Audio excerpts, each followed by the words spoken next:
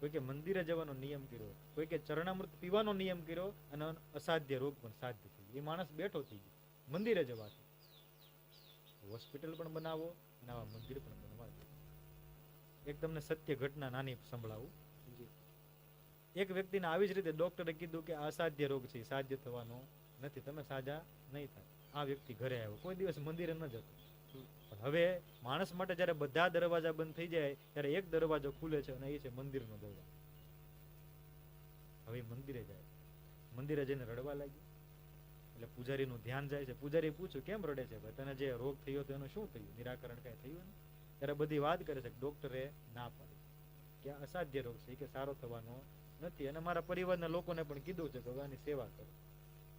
ત્યારે પૂજારી કહે છે તને ભગવાન ઉપર ભરોસો છે? આ વ્યક્તિ કહે છે હવે ભગવાન જ બસ્યા છે, બાકી હવે કોઈ પર ભરોસો કરવા જેવું છે નહીં. તો એક કામ